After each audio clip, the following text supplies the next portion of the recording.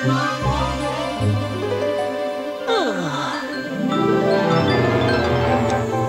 hello. Oops. Art Attack is sponsored by Pridstick. This is an art attack. This is an art attack. This is Art Attack.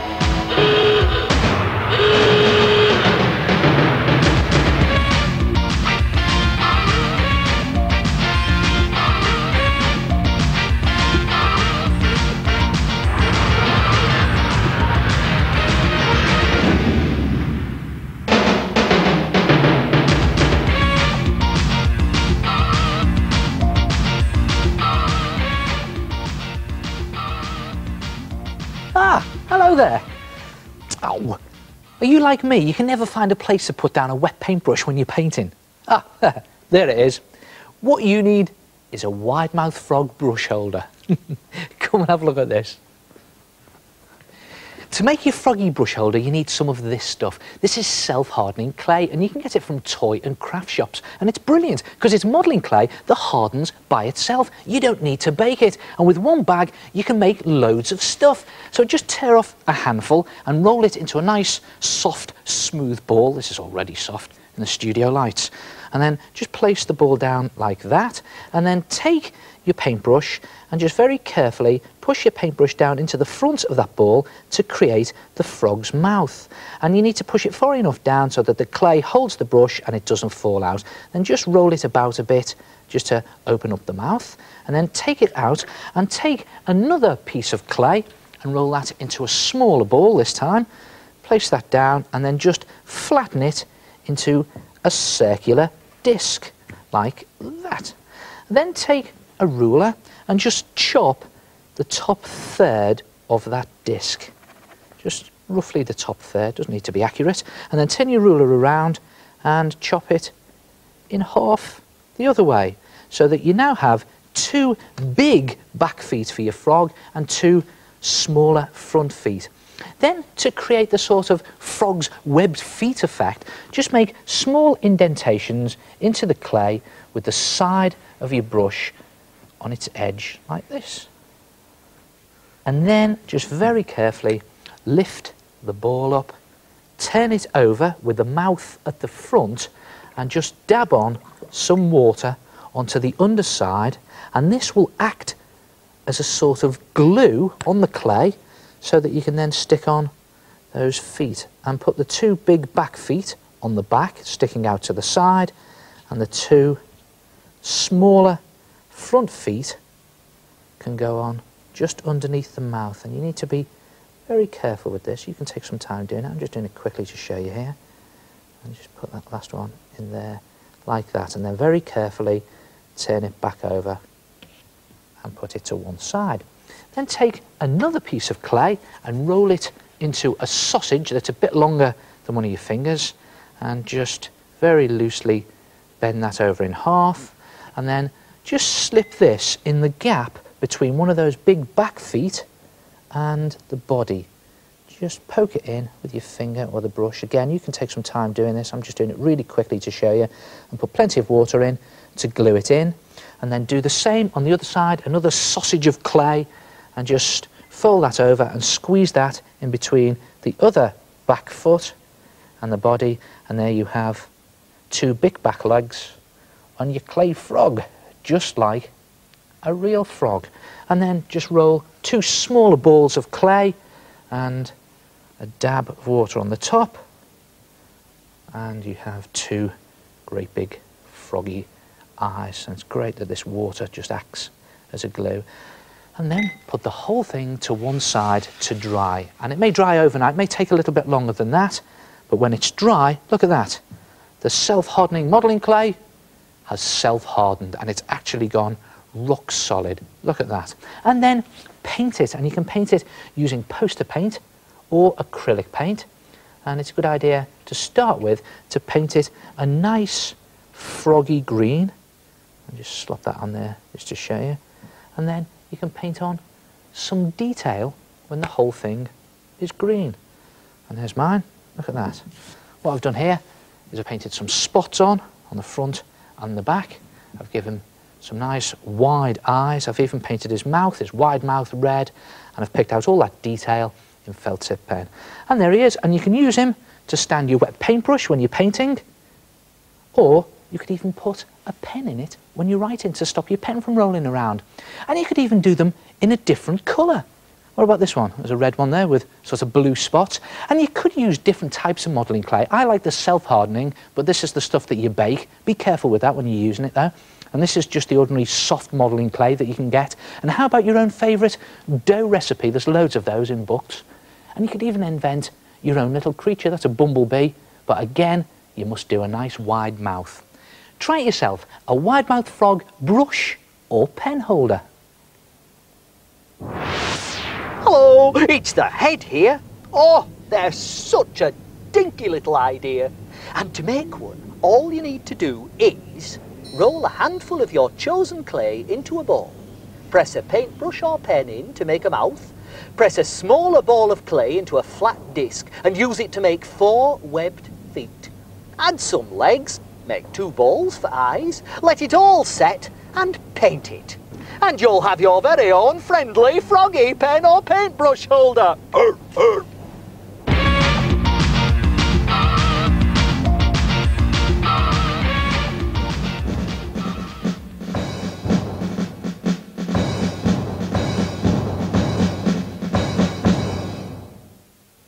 You know, sometimes when I'm trying to think of ideas for big art attacks, I just fancy doing something really arty.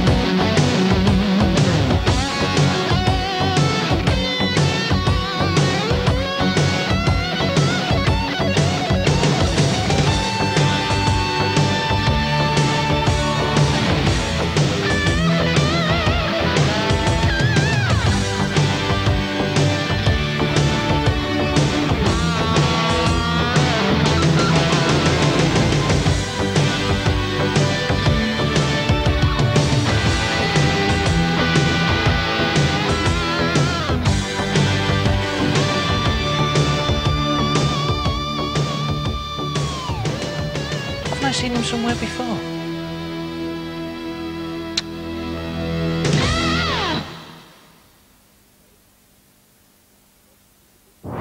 Oh, that was very artistic. I've always wondered what he kept in his pencil case. Hey, do you want to see the picture I laid out using what's in my pencil case? Not bad, is it? See what I can do when I try. My mum will like that, she will. Here's one for you. Have you ever seen this stuff? Embossed lettering.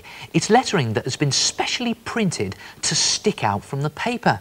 Now, it looks very professional, but it's also very expensive. So why not make your own? All you need is a cheap piece of coloured paper and 2 wax crayons. Now, you can use any colour paper you like apart from white. I've gone for some orange sugar paper, and you need 2 wax crayons, one that's a lighter colour than your paper, so that's yellow wax crayon in this case, and one that's a darker colour than your paper, and I've gone for a brown wax crayon. Now, to do your lettering, you have to decide what it is you want to write first. Now, it could be your name, or you could be making a poster, and the idea is to do thick, chunky lettering. But it's also a good idea to do it very lightly in pencil first, and that's what I've done here. You may just be able to make out the word art there, and I've done this very faintly. Now, to make it embossed and look as if it's sticking out from the paper, just take your light crayon, in this case it's a yellow wax crayon, and just pick out the left-hand lines on each part of each letter. So there's a left-hand line on that part of the letter, and you also need to pick out the left-hand lines and the top lines of each part of the letter. So there's a top line up there like that, and there's a top line on that bar that goes across the A. And then if we go over to the R here, there's a left-hand line that goes down that part of the R, and again there's a left-hand line there in this part, and it's just a case of trying to think, if the light was coming from the left of your picture, which edges would it be shining on if the letters were raised? And let's just go over to the T, and there's a left-hand line there, and then a top line there and there. Now, if the light was over to the left and shining on the top, then the right-hand edges and the bottom edges would be in shadow, and that's what we're going to do now. Take your dark wax crayon and just pick out the right-hand edges of each part of those letters. Look, that stick there on the A, there's a right-hand edge, and on this stick here, there's a right-hand edge there, and a right-hand edge there, and there's a bottom edge, because that would be in shadow, and another bottom edge there. And look at that, that's starting to look embossed. I'll do the same on the other letters. Go along the bottom edges and the right-hand edges of each part of the letter, and there's a bottom edge in there, and that top edge on the R comes round. You've got to watch it on the curved letters, comes round to the right hand and becomes a bottom edge. See that under there, like that, and you've got a right-hand edge there. And just finish off the T, a bottom edge, a bottom edge, a right-hand edge, and a bottom edge, just to finish it off. And there it is, embossed lettering that tricks your eyes into believing that it's raised from the paper. And you know, you can use homemade embossed lettering on lots of different things. How about on your posters for a start? That looks really good, doesn't it? And you could always decorate your exercise books or your drawing books with it. That looks very professional and very expensive. And you know, the great thing about this technique is your lettering doesn't have to be perfect to look great when it's embossed. Try it yourself. Homemade embossed lettering. Oh, that's really effective. Just take some coloured paper and sketch out some chunky letters. Then use a lighter wax crayon to do all the left hand and top lines on each part of your letters, and use a darker crayon to do the right hand and bottom lines on each part of the letters. Extremely easy embossing.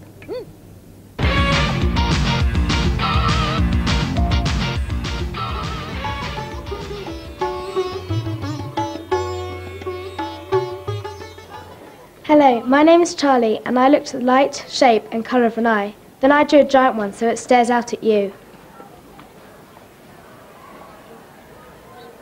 Hi, my name's Nicola, and I had an art attack by drawing a larger-than-life eye. I'm Amika. I looked at the different colours in my classmate's eye and studied where the light hit the pupil.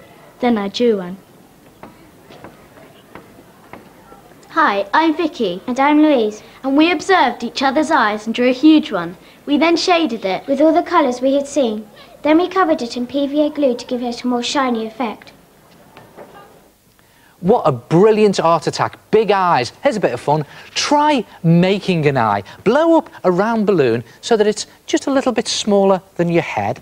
And then take some PVA glue and mix it in equal parts with water and just slop it onto your balloon and paste on some strips of newspaper. And the idea is to cover the balloon in 3 layers of newspaper and glue papier-mâché. It won't take you long to do that. Just slop on big strips of newspaper, and when it's done, leave it to dry, and when it's dry, it'll look something like that. And look at that, the 3 layers of PVA and newspaper have gone rock solid, and you notice I haven't got all the way to the end there. That's so I can get my scissors in to burst it.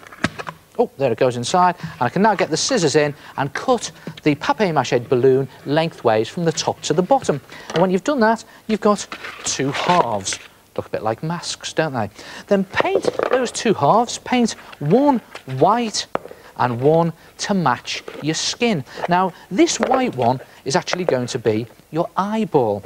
And the thing to do on the eyeball is to just very carefully draw an outer circle like this, and that's for the iris of your eye, and then do an inner circle for the pupil. And then you can paint it any colour you want. You can use poster paint or acrylic paint for this. I'm going to use some poster paint.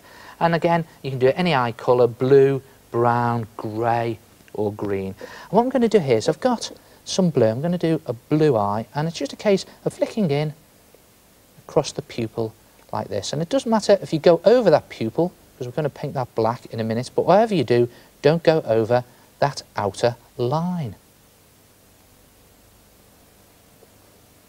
And when you've done the whole of the iris, just dip your brush into some black paint and just dab it around the outside edge of your iris, because if you look closely at your iris in a mirror, it tends to be a little bit darker around the edges of those coloured streaky bits.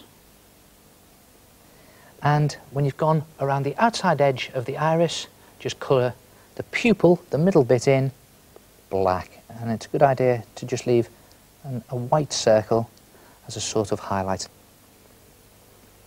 And when you've painted it, just leave it to one side to dry, and then take the other half, the half that you painted the colour of your skin, and cut that into 3 equal bits. See that?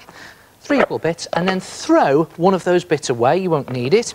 Take those other 2 bits, they'll be the eyelids, and then take your eyeball and glue the top edge of your eyeball and the bottom edge of your eyeball. Just a little strip of glue along both, and press those eyelids into place like that. And then leave the whole thing to one side to dry.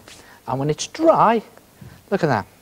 The eyelids actually stick out slightly from the eyeball, so it looks 3D. And I've even put on some eyelashes, just painted those on. And do you know what? The weird thing about these big eyes is that wherever you put them, if you put them on a desktop or even if you hang them up, the eye just seems to follow you wherever you go.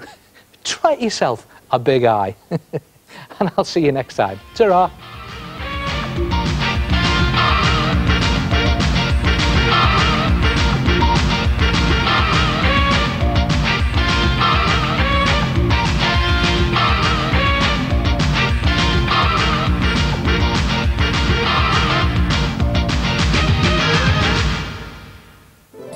Art Attack is sponsored by Pridstick.